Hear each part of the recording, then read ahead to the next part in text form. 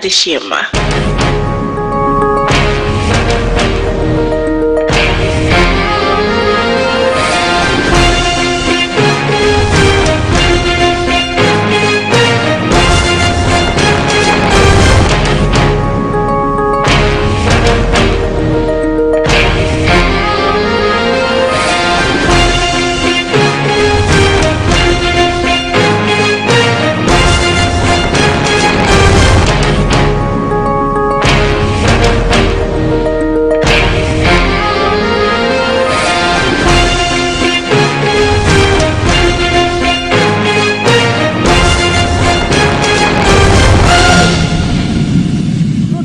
The morning news live on Japoma Radio GH. Follow us on Instagram, Facebook, and then on Twitter, Japoma Radio GH. YouTube, it's King of Kings Media. You can download the app on your Google Play Store on your phone. The headlines: Finance Ministry considering reduction of e-levy, Dr. Adumaku Kisi.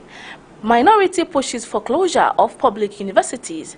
Transport operators reject government 10% fair increment. There's many coming on your way. I am Josephine Nate. Details shortly.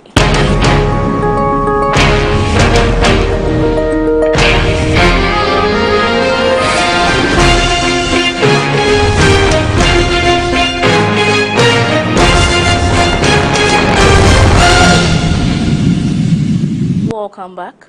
The news in details.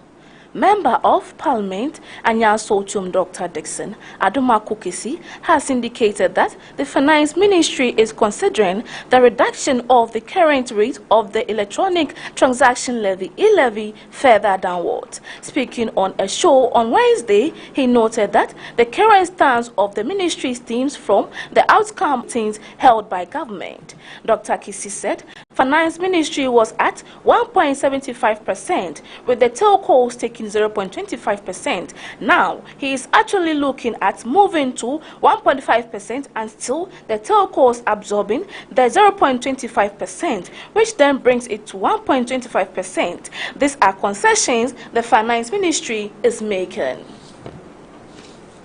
The minority in Parliament has demanded the closure of public universities in the country as the strike action by University Teaching Association of Ghana, UTAG, enters the 6th week. Deputy Ranking Member on the Education Committee, Dr. Clement Apak, noted that the continuous stay of students on the various campuses exposes them to serious dangers.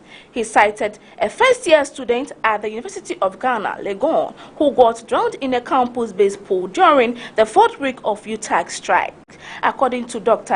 Apak, if the Labour Division of the Accra High Court, hearing the case brought before it by the National Labour Commission, does not order UTAG to call off the strike on Tuesday, the universities must shut down.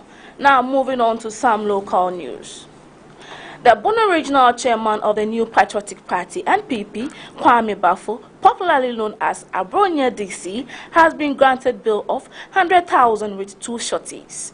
Abronia DC was put before an Accra Circuit Court on Wednesday after being charged by publication of false news, offensive conduct, conducive to breach of peace.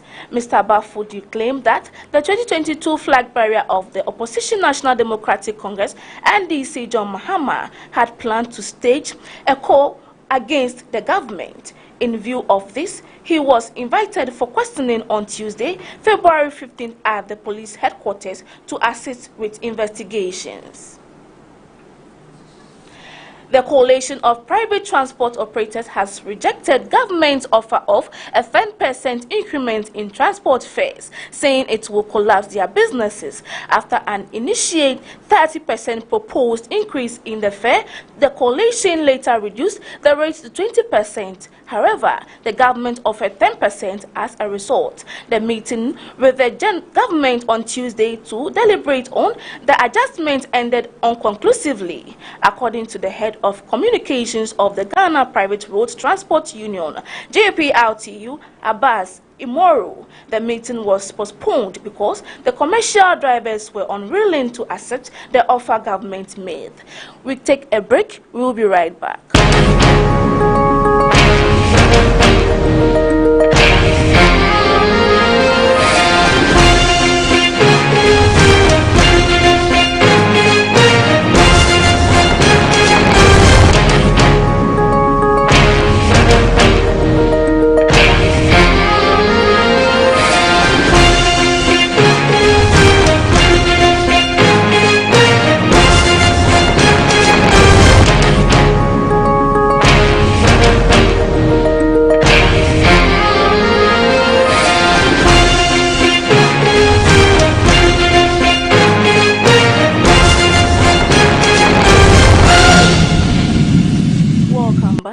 Now moving on to some business news. With interest rates rising on the money market, the Bank of Ghana has been urged to keep interest rate of commercial banks to bring down the cost of borrowing further in the country. Chief Finance Officer Dr. Williams Prempeh has said the perspective has consistently been suggested by the Institute of Economic Affairs. Dr. Prempeh also wants the central bank to keep banks' investment in government securities to free up space for firms to borrow. Speaking on a radio, Dr. Prempeh said commercial banks should be compelled to lend to the real sector of the economic at reasonable rates. Now moving on to some African news. Burkina Faso military leader Paul Henry Sandaogo Damiba is due to be sworn in as the country's president just over 2 weeks after soldiers ousted President Roch Kabore in a coup. Last week, the Constitutional Council, having taken note of Mr. Kabore's resignation, declared Mr. Damiba a 41-year-old army officer president of Burkina Faso. State television says the inauguration will be broadcast live from the Constitutional Council building on Wednesday morning. Mr. Damiba led soldiers to outstand Mr. Kabore, who had fought months of protest over his failure to stem a jihadist insurgency in the north and east of the country. We'll take a break. When we come back is the entertainment news.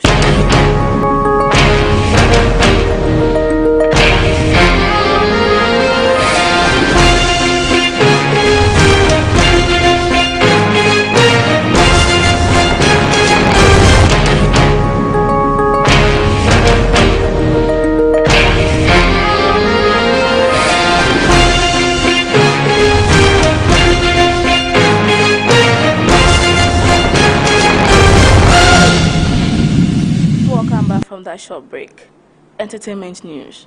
Actress Emilia Brobe has opened up in a candid conversation about her journey in the music industry. According to the Famicol singer, despite the backlash and trolls she suffered since the release of her first single, she is not backing down on music anytime soon.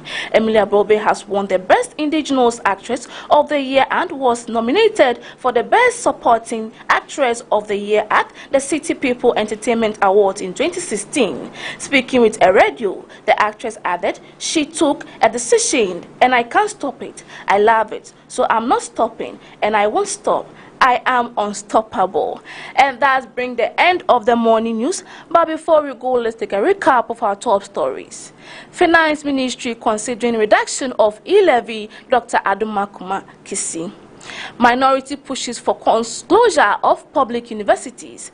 Transport operators reject government's 10% fare increment. Follow us on Facebook, Instagram, and then on Twitter, Japoma Radio GH. YouTube is King of Kings Media. Download the app on your Google Play on your phone. I am Josephine Nate. Have a good morning. Up next is sports.